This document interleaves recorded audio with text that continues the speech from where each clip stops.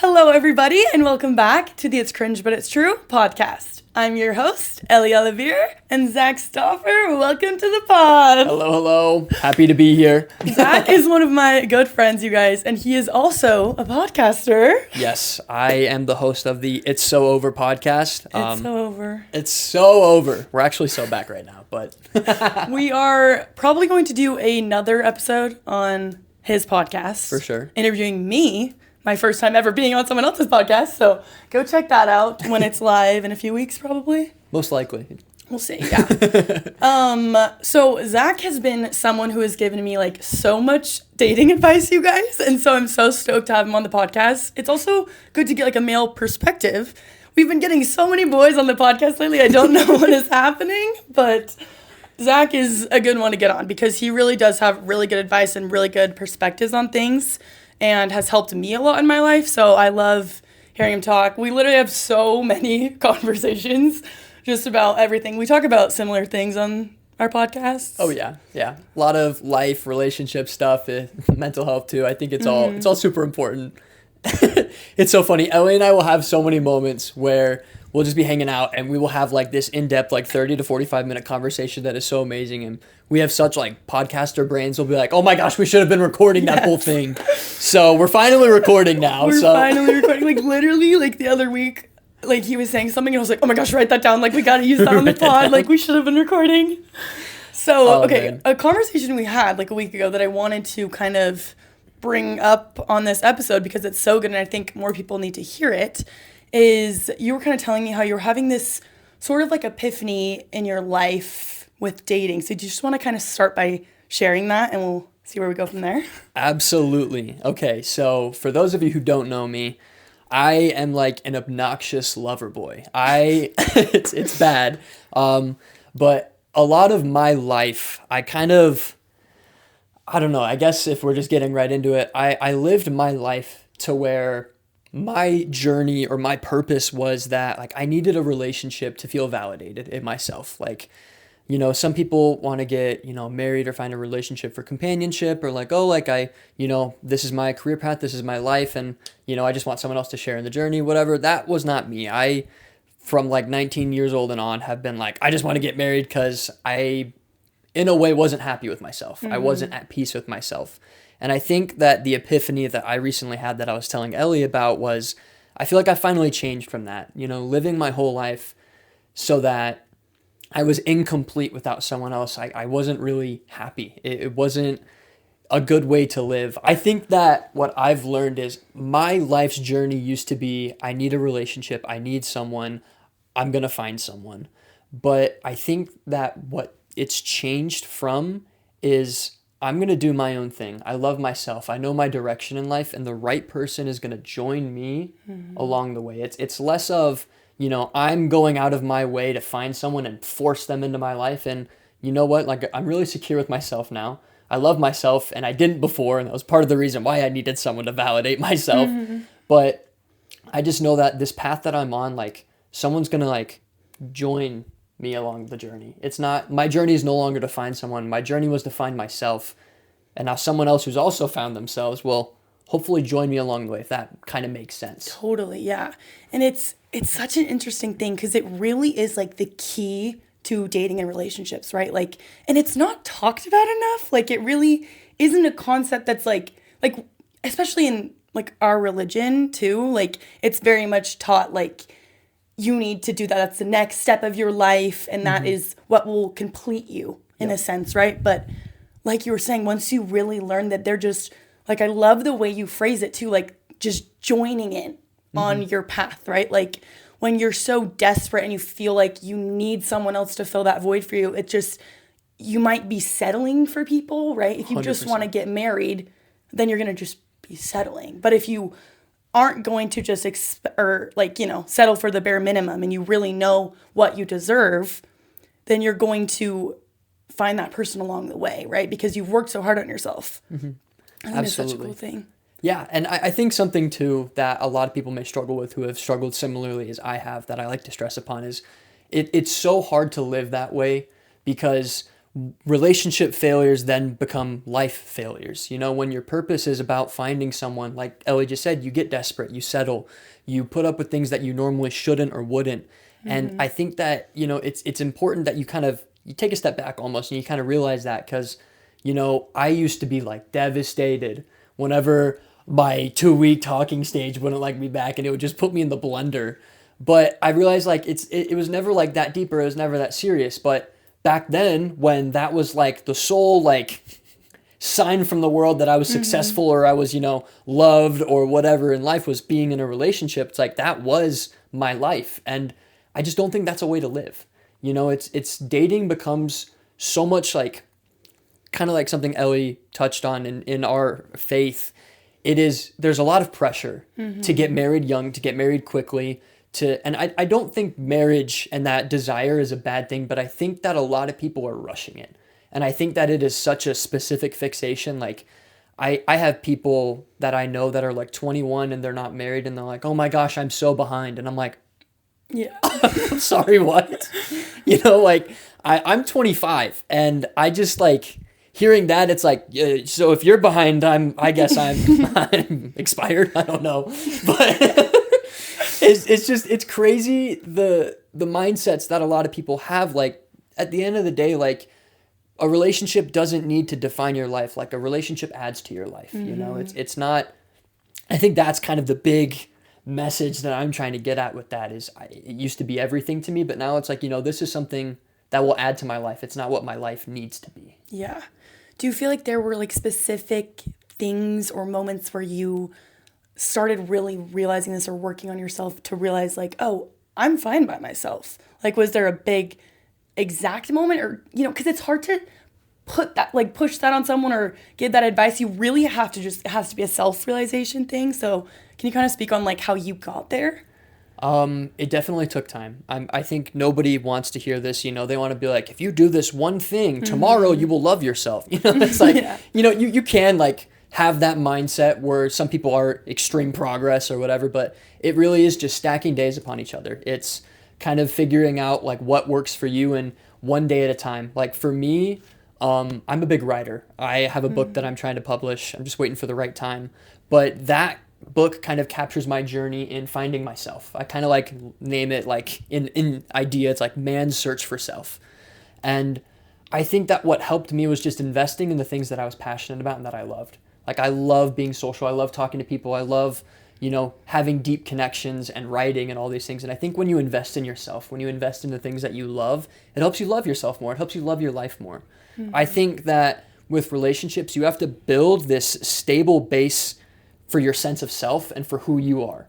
You know, it's kind of like there's a little, was it a Primary song, or it was like some church thing where it's like, you know, the wise man built his house upon the rock, and the foolish man built his house upon the sand. I think the same principle is for loving yourself and then eventually finding a relationship. It's if you don't have a stable foundation, how is anything you build going to last? You know, and I think investing in yourself, and it takes time, you know, as much as I want to say like, yeah, if you just invest in yourself for 2 weeks, you'll be perfectly fine. Like, I think everyone also has different timetables. Like I had a really serious relationship where, it went on for like a year and a half. And after that, I was just like completely lost, no sense of self, no idea what I was doing with my life, any of that. It honestly took me 2 years after that. And some people could be over the same exact relationship in a month. But the reason I'm saying that is everyone has different timetables. So, you know, someone in a couple months could find that love for themselves that they've lacked their whole lives. You know, it took me much longer than that because, you know, we all make different decisions. Yeah. We all have different paths, but that was mine. But just kind of like summarizing it, I guess, is invest in yourself. You know, to love yourself is you have to spend time with yourself. You have to put time and effort in the same way that you would go through these extensive efforts and do these extravagant things for someone that you're interested in. You have to make that same kind of effort towards yourself. You know, you have to spend that time alone in order to be okay, so that eventually, kind of like we're saying, someone then joins you where you're at. Exactly. Yeah. The way you phrase it is so good. I love it.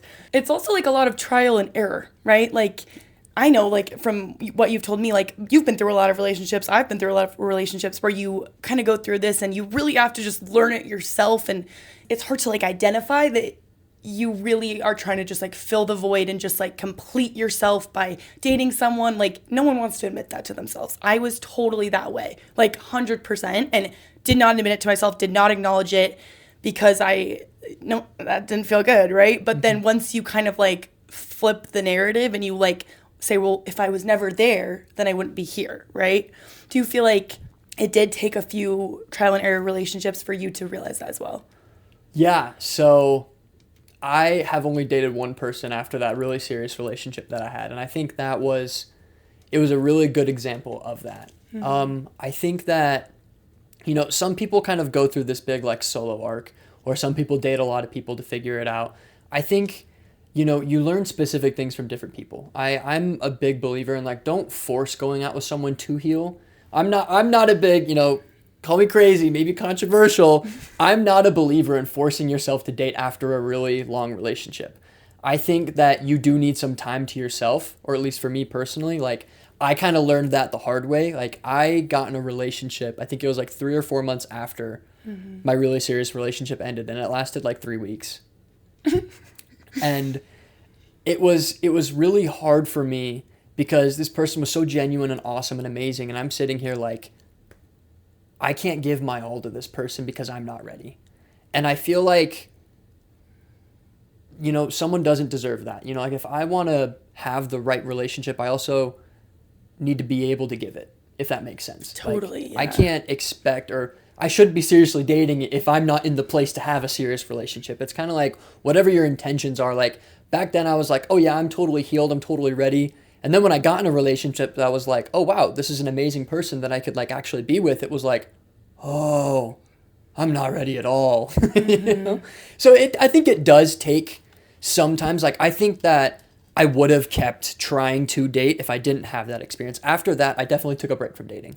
I was like, okay, that showed me that I'm not ready. And so I think if you need to, like, find out if you're ready, there's no harm in going out with people to figure out if you're ready or not. But I feel like it then falls to you if you're not ready and you keep things going. Yes. Like, I realized very quickly that I was like, okay, this person's great, but I can't give them the relationship that I want to. And so I ended things very quickly. That's why it only lasted 3 weeks. Granted, did I handle it well at all? No. But a big point that I want to make is to give yourself grace. I think that we are all really, really hard on ourselves. And I think for a long time, how I ended the relationship, how I was afterwards, I was like, man, I was such an idiot. I was so stupid. Why did I do things like that? And I kind of, like, I had regret for a while, but I learned to let it go, because when you're heartbroken, when you're getting over a relationship, or even when you're just in this in-between place, like, at the end of the day, we're all doing this for the first time. We're all trying to figure out our lives and ourselves. And I think if you give yourself a little grace, and like, I might not have handled that well back then, but I know if I was given that situation again, I would handle it so much better. We're all learning in our own time and in our own ways. And I wouldn't have learned that I wasn't ready for that relationship if I hadn't experienced that. And I probably would have ended up hurting another girl. So it's unfortunate that things happen the way that they did, but I do think that some people are put in our lives to teach us specific things. Totally. Let me drop a bar real quick. But I used to believe, like, oh my gosh, like, right person, wrong time. Like, I don't think I believe that fully. I think sometimes it's not right person, wrong time. I think someone can be right for a time. Ooh. I think kind of like what I just said is some people serve very specific purposes in our lives. Like, that relationship after my really long one showed me I wasn't ready. But it also showed me that I can still find someone. Because I think some of us fall into this trap of, oh my gosh, I'm never going to find someone like that partner I just had. Oh my gosh.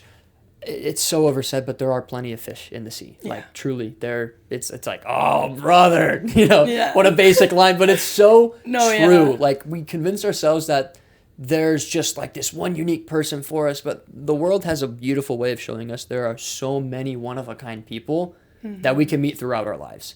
And so while she was a reminder that I wasn't ready for a relationship, she was also an amazing reminder that I still can find someone, that I can still feel something for someone, even though I wasn't ready for it.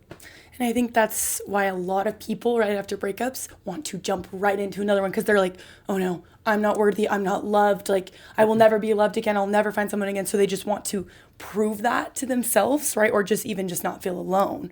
But I really do admire, I think Zach is one of the most self aware people I've ever met in my life. And that is a trait that everyone needs to have more of because especially in relationships when they end it's so much easier to just be like this person da da da like they did this wrong all these things whatever but like the fact that you were even able to say like oh I wish I handled that better right like maybe I didn't wasn't the best like we all could say that for I could say that for so many of my relationships right and like I love what you said too about like right person what was it I don't believe too much that there is right person, wrong time. I think someone can be right for a time. Yes, totally. Because it's like that person will teach you something, whether it's negative or positive. Sucks when it's negative, but like sometimes you have to go through something that's really hard or annoying to know that that's either not what you want anymore or not what you want to do next time, right? And let's say like maybe you never had that situation, which in your head is probably better because that probably hurt and wasn't the funnest, but then you wouldn't have learned and grown from that, right? Like they really struggles in general just really do shape us into who we are. 100%. Yeah. No, I was like, dude, please say something. I was like, dude, take the mic. No, I actually love that. I think that, you know, there is some sense of accountability too. Like if you're going to truly grow and learn from an experience, you know, there's always two sides to something. You know, I like to think that even in the situations where someone truly does us wrong, we also aren't blameless. You know, I think with relationships ending, like, thank you for saying that I'm one of the most self-aware people. You really are. For anybody that watches this and actually knows me, they're going to be like, huh? No, because I act like an idiot. I will fully admit that. But something that I do pride myself is I'm really, I try to be self-aware of my own actions because, you know, there is some sense of accountability in relationships as well and in my personal life. You know, like I have to be like, okay, like with that relationship, like, you know, I realized very quickly I couldn't be what I wanted to be. And so I needed to end it. And I think that I wouldn't have been in that place or had that if I hadn't prior experienced, you know, that relationship where someone wasn't that for me. All in all, like my biggest fear, because what I learned from that relationship is I tried dating someone that ultimately wasn't sure about me and couldn't be what I needed. I was like, okay, I've now learned from this and I'm afraid that I would be who that person was to this next person. Oh yeah. And so, yep. And so I think that's where it's like, you know, even though in the previous relationship, the one that I was in for like a year and a half, even though I don't think that I was necessarily in the wrong, there is still, I think, a great benefit in, you know, taking accountability and reflecting, you know, being self-aware and saying, okay, you know, where was I also enabling certain things? Where was I allowing certain things? I think that I saw this quote on TikTok or something, and it's like the relationship that you're in is like a reflection of the love you have for yourself. And I thought that was such a banger because that like really long relationship that I had was not good, but it fits perfectly because I didn't love myself. Yeah. And so I enabled and allowed so many things that you just shouldn't in a relationship. You know, it was like someone asked a question. It was another kind of on the same line of this. It's like if you were dating someone and someone looked at you and was like, wow, like I can tell you love yourself by the partner that you've chosen. It's like, that is just like the greatest compliment that you can receive. It's like, you know, I love myself enough to where I know what I will and won't put up with. You know, I have like that self-respect, but it's only come from these experiences in learning what love is not, in learning what I don't want to have, and also learning what I haven't been. You know, there's two sides of it. It's not always like I'm the victim. It's also, you know, maybe like I went from maybe not being in the wrong in the first relationship to the second one. I most certainly was, you know, we're all not blameless. There's always things that we can learn from our experiences. And that's why I loved what you said. Like all in all, like the purpose of undergoing all these things is to learn and grow. And I love that. It's a big philosophy of my life is, you know, if I hadn't experienced this, then I wouldn't have learned this. And I think that's what a lot of relationships teach us. Like both of those relationships kind of showed me like, wow, like I have no idea who I am. I have no idea what I want. I have no love for myself. All of these things. But if I just kept chasing relationships and I didn't take that step away and say, okay, why do I keep struggling? Why do I keep failing?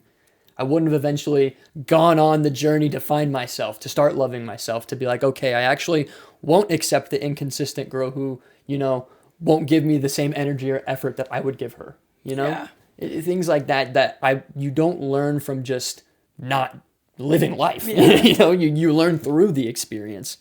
Which sucks, right? Like, I wish you didn't, but it is so true. And I love that quote. That's literally one of the best quotes because it is so true and it's painful. Like, in my life, when I was like 18, I for sure, that was a direct reflection. The guys I was choosing was a direct reflection of how much I loved myself, right? And it's hard to see it when you're in it because when you don't feel like you're at a good place with yourself where you know that you are deserving of a really healthy, stable love, then you settle, right? And I can say this because I've done this. I freaking settled. And I not even just settled, but I only wanted guys who didn't want anything to do with me. Like, what is that about? What are your thoughts on that? Oh, I think it's so hard because I am totally guilty in this. It's like I've gone out with some girls that are like so much effort, attention, all this stuff, and it's like in the past, I must stress. I'm not terrorizing women currently. Yeah, not on here. Not on here. Wrong podcast. We're grown. We're grown.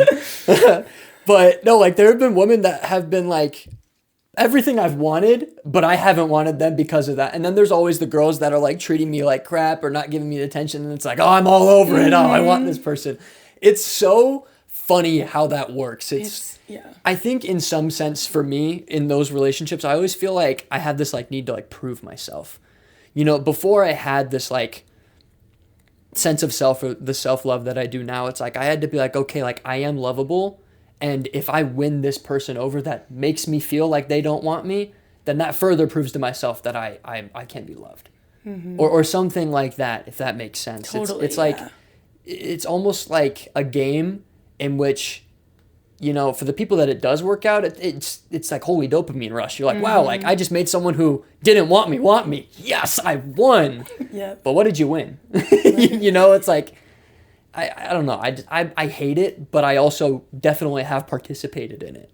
We all do. Like, it's like, I would love to say that I'm above that, right? And it's like, even still, like to this day, like sometimes that'll get me, but like definitely milestones from where I used to be when I was like 18. That was so bad. I literally, only wanted guys who had no interest in me.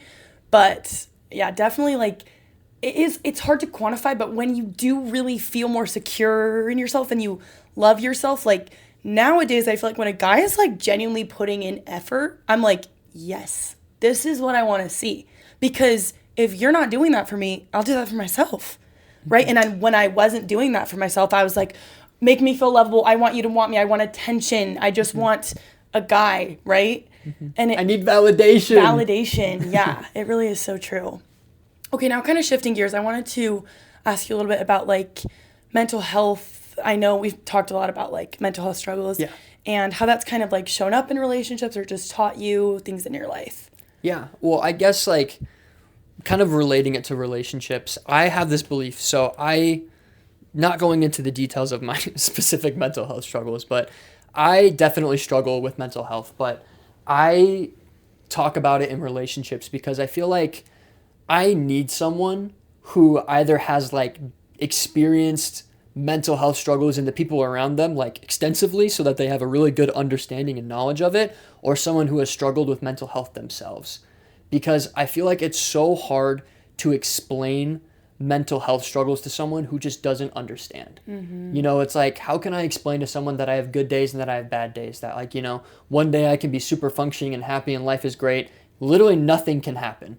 Or the tiniest, smallest little inconvenient thing. And then tomorrow I'm just like a complete another on the floor mess. It's like, to some people it's like, ooh, I don't want to deal with that. Or, ooh, that doesn't make sense. And so I feel like something I said earlier is like grace. Is I feel like when someone has that knowledge and that understanding of mental health in a relationship, it helps you have more grace. And I feel like a lot of relationships struggle because you have someone who struggles with mental health and you have someone who doesn't. Mm-hmm. And it's so hard for them to understand each other, and it's even harder sometimes to articulate that struggle to someone. But with that as well, a bar that we Oh yeah. we talked about I earlier don't in this know. week. Mental health doesn't excuse behavior, it explains it. You know, if I'm opening up to someone about my mental health struggles, it is not at all to say, hey, you know, sometimes I'm this way and that's how it is. You have to deal with it. It's to say, hey, this is something I struggle with. This is so that you understand it. I'm trying to be better. I'm actively putting in work so that I don't, you know, be a constant flip-floppy mess.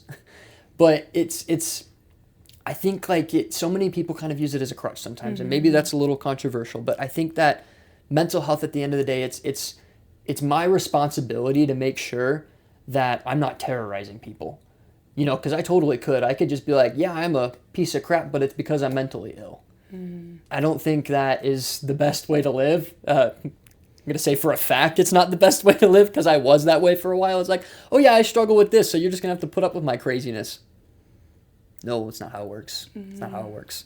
I think you got to put a lot of, same kind of like what we've been talking about. You got to put work into yourself. Totally. With mental health and relationships, I think you need a partner that is understanding, or at least has some knowledge and ability to understand, or it's not going to work. Like, I have friends that have told me about like their parents' relationship has been a struggle because one struggles with mental health and the other doesn't. Mental health is so huge, not just in like our day-to-day lives, but also in our relationships. Like, you know, if you're going to date someone who is incredibly anxious and like can't go in public or do social things, like for someone who doesn't experience that, like I'm a social butterfly, I go talk to random people, I find joy in it. That's someone's nightmare. You know, it's like you got to have this baseline understanding or you two are just going to constantly butt heads. It's like you can't fully explain to someone who doesn't understand. It really is so true. A lot of people, like, I'm not trying to minimize mental health. Obviously, that's the whole podcast. Like, I'm very, you know, I talk about this all the time. And I think it is such a real thing, such a hard struggle. But also, it doesn't just mean you get a freebie to be rude to people. Like, you don't get to just be a bad person or a bad partner just because you have this. Like, you can't use it as a crutch, like you were saying. Like, you can acknowledge that you have this and tell that person, be like, just letting you know, if I do this or if I am, you know, depressed or struggling, this is why I'm working on, I'm going to therapy, I'm doing things for myself to make myself into the best version of myself. A lot of times we just give up and we're like, well, not everyone has this. I'm the only one. So like playing victim, I'm the only one who's struggling. So like put up with it. You guys are fine, you know? Yeah. No, it's definitely like, especially in terms of a relationship, like it's not just my struggle anymore. This is our struggle, you know? But it's important that the partner understands like, hey, like, first of all, they got to know what they're getting into. You know, it's like if you're going to date the super avoidant girl, like you got to know what you're signing up for. You can't be like, why is she being so avoidant when she clearly told you she was, you know? But then also responsibility falls on the girl to where it's like, oh yeah, I'm avoidant. Sorry, I'm going to ghost you for a few days at a time. No, no. Okay, it's like, it's just as much her responsibility to not do that as it is your responsibility to be understanding. Because, you know, we're all human. I can say that I've done all this mental work and I've made myself a normal functioning person, but I definitely still have days where I fall short. I have moments where I crash out on people and I'm like, whoa, that was really bad of me. I'm so sorry. I actually didn't mean any of that. You know, it's I'm still going to make mistakes. There is no perfect fix. And that's where the empathy comes in. It's like, hey, like, I'm going to be understanding to you because you've opened up to me about this, but I still need you to like work on it.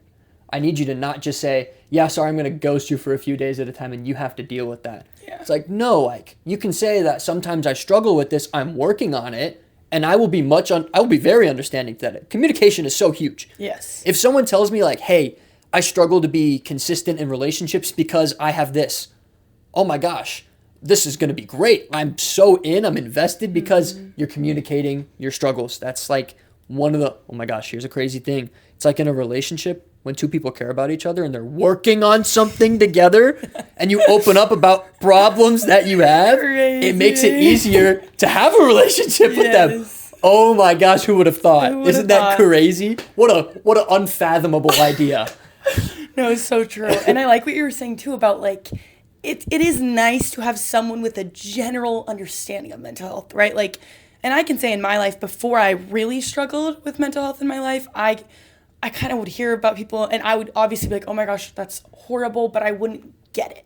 And now I have tons of close friends, family, partners that I've dated in the past, relationships, whatever, where they've all struggled with mental health. And it's like, you just have such a better understanding. And it's hard to make a blanket statement on like, I understand all of mental health because there's so many facets of it, right? But even just like with stuff I've dealt with, I feel like you can be so much more empathetic to everyone else who's struggling, right?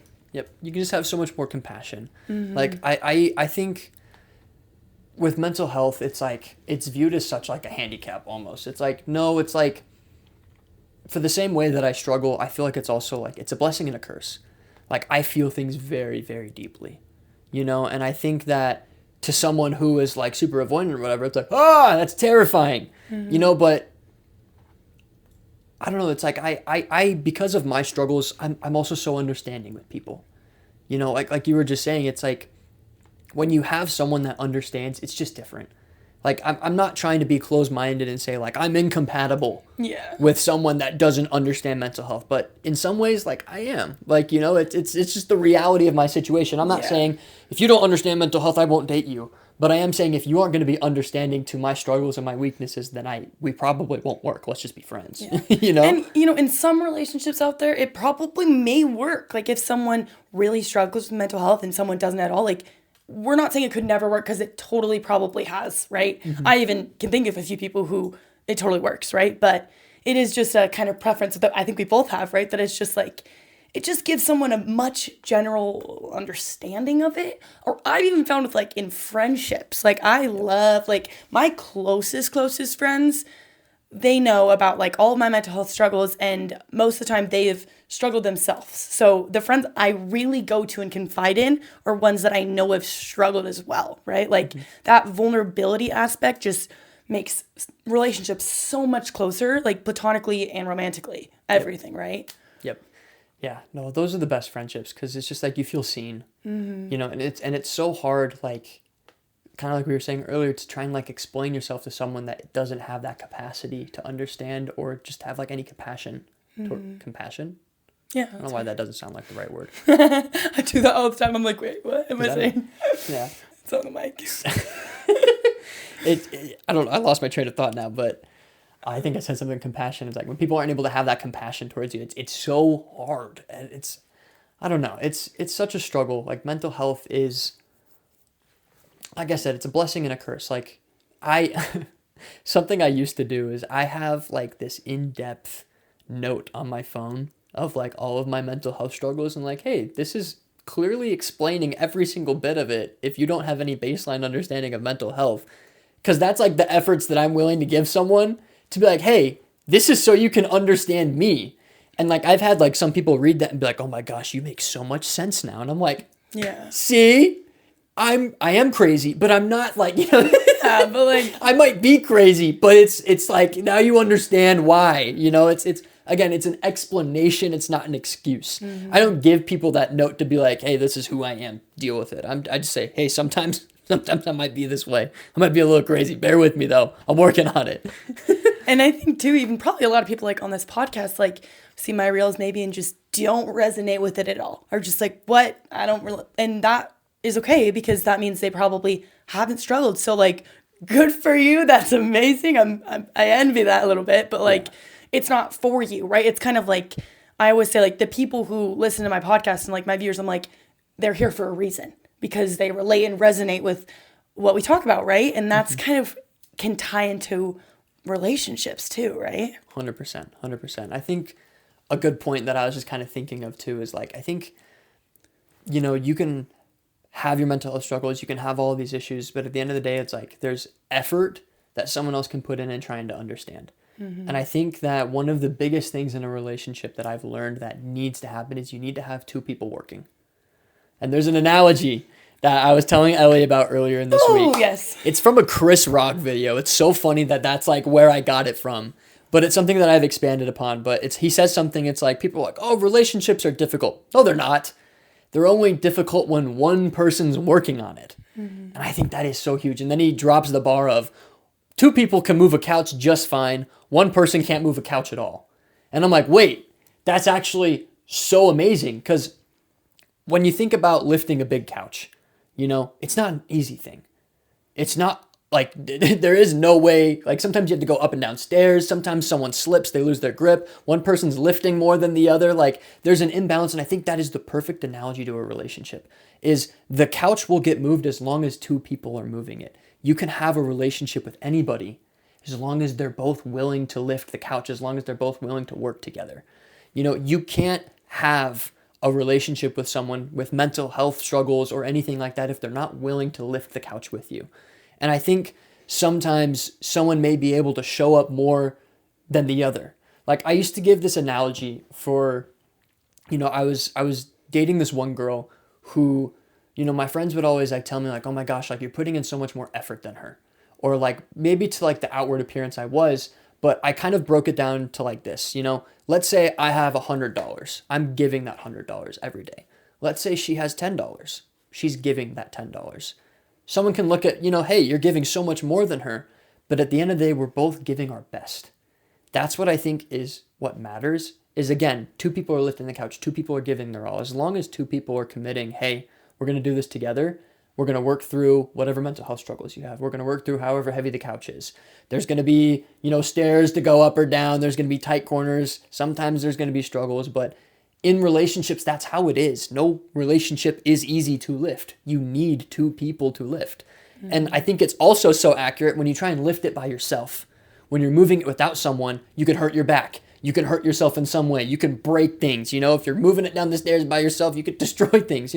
Again, such a good analogy when you add layers to it of like, man, that's like that's what a relationship is just like. Mm-hmm. And another layer that I love to add on to it, and this is something that I've experienced a lot recently in my life, is you also have to, sometimes you can get someone to lift the couch with you, but it's only after you ask.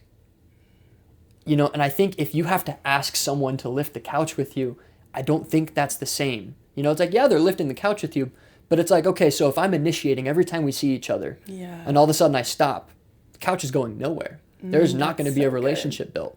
So again, the bottom line here, you need 2 people who are willing to lift each other, who are willing and wanting to commit to, hey, we're going to get this moved. We're going to build a relationship together, because you can't do it by yourself. And if they're only doing it when you ask them, well, then you have a one-sided relationship that you might get the couch moved, but is it really going anywhere? And I think this is a good analogy for like when you're like deep into a relationship too, and also like at the beginning stages, like that last layer you shared, it's like if someone's really putting in a lot of effort, initiating everything, I feel like that at the very beginning stage is not, like you should also be mutually showing interest. Maybe the guy's doing a little more than the girl, right? That's just kind of societally how it goes most of the time. But like it's, if you're giving that $100 and just getting nothing in return, like they're giving me 5 back. Yeah, when they like, have 10, it's like I like the second analogy. I think it works perfectly. It's as long as everyone is giving their all. Yeah. Like I have a super open schedule, and so like when I try and plan dates and I try and go on dates with girls, I'm like, hey, I'm the kind of person where there's always time. Yeah. I will always make time for you, and so I'm basically open. But I've like dated girls that are like, hey, like I'm really busy, but I can give you like a couple hours on Thursday. And I'm like, that's perfect. I'm not asking for like 10 hours of your day. I'm not asking, again, if you have $10, I'm asking for the $10. I may have 100 and I'm giving 100. That may be more than what you're giving me, but as long as someone is giving the best or all that they can, that's what matters. It's I can give so much more than the other person, but again, that's just how my life is. Some people have busier lives. They have different circumstances that hold them back. It's just, again, the principle of as long as someone is doing their best, all that they can, that's what matters, especially in the beginning of a relationship. Because if you're the only one initiating things, if you're the only one asking them to do a certain thing and you hear nothing back, well, it's like, what am I doing? Yeah. Like, what are we building here? Nothing. And those are conversations that have been having lately, like in both of our lives. But like, there comes a point, like Zach was giving me really good advice that was literally advice, you guys, that I share on my podcast all the freaking time. But like, it's so much easier, you guys, trust me, to give advice than take your own. Like, I still struggle with a lot of the things I talk about, and I think I'm human. I'm not perfect. I'm a 20-year-old girl. Like, I don't have it all figured out. No one does, right? But I think, like, that was really interesting when you were, like, giving that information. I was like, wait, you're right. Like, just kind of, like, clocking me and being like, if someone isn't showing interest in you, or you feel like you're the only one always initiating things, you can give a lot of, like, excuses and justifications for it, right? Like, well, oh, they're busy. Like, I think from a girl's perspective, it might be a little bit different than yours, because I kind of, not disagree, but I kind of see it a little bit differently. Like, I'm like, I feel like if I'm putting in, like, effort, they should be as well. And if they're not, I'm out. You know what I mean? Yeah. No, it's just some tiny bit of effort. Yeah. I could talk for hours on this, but I am such a firm believer in if they wanted to, they would. Yes. Like, there is always time. Mm-hmm. There is always time. If someone wants to see you, if someone wants to talk to you, they can, they will. Nobody is busy every second of every single day. It's If you're being left undelivered for days on end, if they're never scheduling a time to see you, if every time you plan to see them, they bail or something, there's always something that happens. It's like, at the end of the day, it's like, you can come up with as many excuses as you want. That person just doesn't want you. Yes. Like, I promise you, and this is the male perspective now, promise you, like, as far as, like, my dating experiences have gone, like, there is someone's notification that comes up that you instantly respond to. 100%. Whether it's family or whether it's someone you're interested in, it doesn't matter. Like, we have our phones on us all day long. Yeah. If they wanted to, they would. Yes. If you're being left undelivered for an egregious amount of time, you're not high on their priority list. Yep. And, for some situations, that's okay. I don't expect to meet a girl and, like, the next day we're texting every second of every day. She's instant responding. Some things take time. But there also is that self-justification that we have, like, oh, maybe they're busy, or, oh, this excuse, that excuse, whatever. It's like, you can only give so much, and kind of tying it back to, that's like, this isn't what I want. Yeah. It's like, if I were to tell the story of, like, to my future kids, oh, how did you meet mom? Yes. Oh, yeah, she ghosted me 3 or 4 times and would leave me undelivered for weeks on end, but I have no respect for myself, and I just stuck in it. Yep. No! That's not the story I want to tell my kids. I always think that too, actually. I'm like, there was a guy like a few years ago that I just had this huge crush on back in my 18-year-old era where, I like the guys who did not like me. And he just, nothing, never, ever put in any effort for me, right? And I just was like so obsessed with him.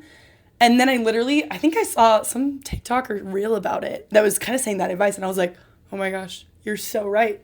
Let's say we did, after a year of me pining over him, like obsessed with him, if we did end up together, that's not the story I want to be telling. Mm-hmm. Like, that is just, and I get being busy. I get, like, I can say, like, I'll get a lot of texts, and it's not even just because I'm not wanting to, but, like, I feel like I don't really have the time to give, like, the best answers, But, like you said, like, if that person, like, really wants to respond, really wants to make something happen with you, they will. No one's that busy where they can't carve out a little bit of time. Yep. And it's easy to give that advice and a lot harder to take that advice, right? And, like, acknowledge and not be like, oh, well, they're such a good guy, like, all these things, or, oh, they're so busy, like, they're in medical school. Oh, no, they're so busy. Like, cut them some slack. Like, they have mental health struggles. Oh, it's okay. Like, no one's that busy that they can't respond to you or can't make an effort with you. And once you acknowledge that, it's also just like, there's your answer. Mm-hmm. That's not someone you would want to be with. Like, I want someone who is going to put as much effort into me as I'm putting into them. 100%. Yeah, literally, it's like the kind of love that I want is how I would love someone else. Mm-hmm. One of the reasons that I've been single for so long now is I feel like, one, I'm not going to settle. Like, I know the kind of relationship that I can give. I know how deeply I can love someone, and I'm not going to date someone until I feel like someone can give that back to me. Mm-hmm. Like, I want someone who matches me in my efforts and how deeply I can feel and love and all of these things. Like, I don't want someone, that's kind of like what I feel like I was telling you. It's like, why would you want someone who makes you feel this way? Yeah. Why would you want someone who makes you feel like you have to, like, pine after them or beg them for attention? Like, you want someone, kind of like you said at the beginning of the episode, like, you want someone that puts in that effort. You want someone that's like emotionally available, that gives you all the signs that they actually care about you. You know, and I think that so many people, us included, you know, Ellie said it best. Like, I mean, I'm over here maybe speaking bars, but let me tell you, there have been many times in my life, very recently as well, that I haven't listened to any of this. It's so easy to give advice when you see other people going through something that you've gone through. But I don't think that invalidates what we're saying. I think, again, it's just we're human. Yeah. I'm still trying to figure out so many things. Like, I can come off as maybe this super enlightened, like, very healed, self-love guy. Yeah. The relationships that I find myself, or the talking stages that I find myself in recently, it's like, no, that's not at all who you are. You know? Yeah. But that's the point. You know, we're all learning. We're all figuring it out. We want to give excuses. But at the end of the day, the person who not only you want to be with, but wants to be with you is going to make it known. You're going to feel it. You're going to see it. You're going to know it. They're going to make those efforts. They're going to make that time. You know, you're not going to date or marry someone who makes you feel unsure or feels unsure about you. Like, I think at the end, it just kind of comes back to like that self-love that we were talking about. Like, I would love more than anything. I have this like vision for my future kids where it's like, wow, like mom and dad just love each other. You can tell. Like, I would rather have kids that are like, ew, you know, because of how affectionate I'm going to be with my, you know, future spouse. Like, that's what I want. Like, I don't want a relationship that fizzles out because, you know, we played the game and then we finally got each other. And then after like a year and a half, we're like, oh, I guess we have to get married now because we've been in this. It's like, no, like, I want someone who loves deeply like me. Like, I want someone who is kind of cut from the same cloth. Mm-hmm. You know, I think that's what we all want and are looking for. But sometimes that takes time. You know, like I've been single for a really long time now. And, you know, as much as I would love to say it's by choice, in some ways it has been because I'm picky. You know, I'm not going to settle. If you want to have an amazing relationship and with an amazing person, then those kind of people aren't common. You know, it's going to take time to find that person. It's going to take work. You're going to have to put yourself in places you might not be comfortable with. You have to, you know, work on yourself. You have to find an amazing person. I feel like you also have to be an amazing person, you know? 100%. Like, I can't be this emotionally unavailable piece of crap saying, I want to marry someone amazing, but then look at me, you know? It's like those relationships where they're like, how are you two together, you know? I don't want to be that. I want to be someone that's like, my kids are like, ooh, like mom and dad are so affectionate, gross. Or it's like, I want to be someone where it's like, I know how much you love yourself because of who you're with. Yes. Like, those are the kind of relationships that you want. You want someone that reciprocates who you are and how you love. And there is like some sort of psychological process in our brains where we just want people, we want the chase a little bit. I don't know what that freaking is. Playing so hard annoying. to get. But like, I think when you really get over that in a way, like, I wouldn't say I'm full, like, see, I don't want to come across as like, I figured it out, I've unlocked the, like, no, it's a roller coaster, none of us have. But like, compared to where I was in my life, I for sure have gotten a lot better at being like, whoa, okay, because when you realize your own innate self-worth, it's like, well, I'm not going to put up with that, right? But yeah, it definitely is like, it's an ongoing battle. It's a roller coaster for sure. Yeah. No, something I love to do, and this just comes with like learning self-awareness, is like, I love like stepping out of your own shoes and putting on someone else's. Mm-hmm. You know, so you get to do a couple things with that. You're like, okay, I'm going to understand you a little bit better, but I also get to see how I would have acted in your position. I am overly understanding with people. It's one of my biggest struggles is similar to how we were talking earlier, I excuse so many things because I try to understand. It's like, okay, the more I know someone, the more I understand their struggles, the more I excuse because I'm like, oh, like, you're struggling with this. It makes sense that, you know, you disappear for days on end, whatever. You know, it's like, but it's like when you do that, you have to walk the fine line of like understanding them, but also understanding what you would do in their shoes. Like, I know, like, I had this one situation where it was like, I was recently, okay, this is maybe a little personal, but you know what? I feel like this is a valuable lesson that I learned and that I want y'all to learn is, you know, kind of in line with putting myself in someone else's shoes, but also understanding what I would do if I were them. So I had this really awesome date planned. I hate adding people, but I'm just going to say it because I feel like it's overly relatable. Yeah. And the message is really good. I don't say this with any bitterness or malice, but it was this girl I was talking to's birthday. And I had this whole date planned for her. We were going to go to breakfast, all of these things. And I bought her flowers. I got, some of her favorite snacks that I had written down. She had always talked to me about how she wanted to go painting. Like, it was just this really, like, so much effort date. And all of these things, and she canceled on me the day of. Texted me 30 minutes after we were supposed to see each other. After the time. Yeah. So, like, we were supposed to meet up at, like, 10 a.m., texted me at, like, 10:30 and, like, canceled and was like, oh, I slept through my alarms. I'm so sorry. I'm going to have to rain check. Couple things here. The first one, it was her birthday. Sure, I can excuse that. She wanted to sleep in. Whatever. It's not like I'd been planning the whole week, Mm-hmm. But those are the excuses that I initially gave. It was like, okay, like, I understand she's been super busy. She was probably up late last night. I'm kind of also a person that will stay up till midnight on the night of my birthday, whatever, But then I really thought about it. And I was like, you know what? If someone I really liked had told me, hey, I'm taking you out to breakfast on your birthday. I have this amazing surprise date planned for you afterwards. All this stuff. In what universe would I have not shown up to that or bailed? I ultimately took that experience as, I could give her so many different excuses, but at the end of the day, it was just like, she doesn't like me. She does not want me. Because I know how I would have acted in that situation.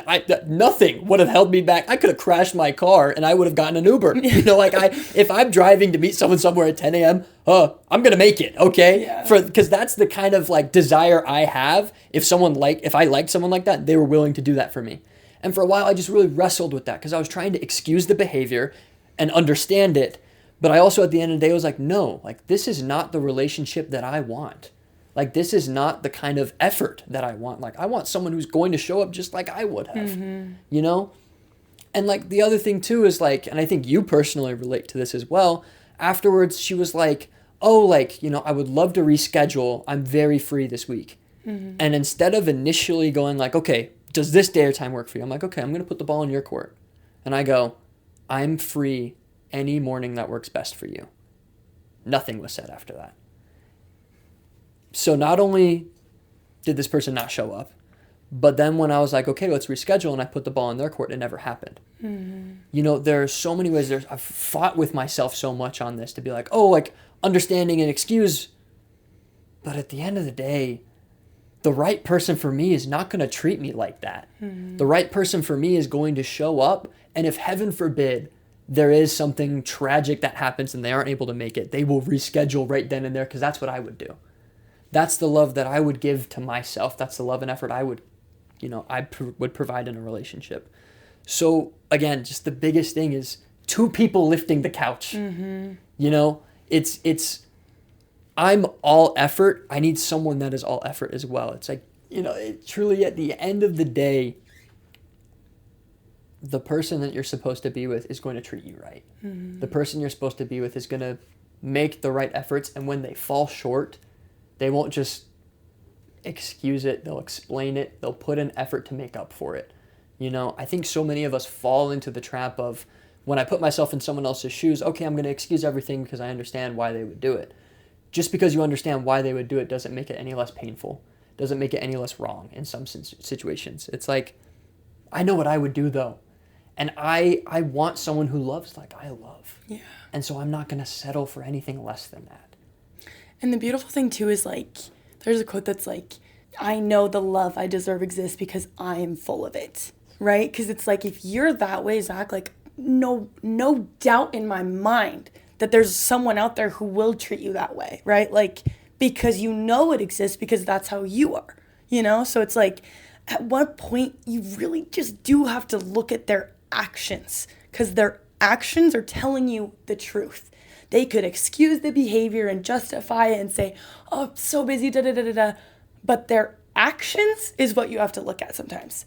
Like, I've done that a lot too. I've just been like, oh, well, they said this. It's like, no, well, what did their actions say? That's what I was telling you. Yeah. That was your situation. I was like, yeah, they may be saying this, but what are their actions saying? What did their actions say? Yeah, it's like, oh, yeah. Do their actions align with their words? Yes. If they say, hey, let me make this up to you, I'm so sorry, do they actually follow through in it? Mm. Most times not. A lot of people just say the things that we want to hear to get out of the situation. It's like, hey, I did you wrong. I'm going to say everything nice to you, but I'm not going to follow up on it. Yes, because no one wants to be rude, right? Like, but at some point you really do just have to like take it for what it is and stop giving them all these excuses and cutting them all the slack. Like, and be like, well, if you're going to treat me like that, you're not someone I want to be with.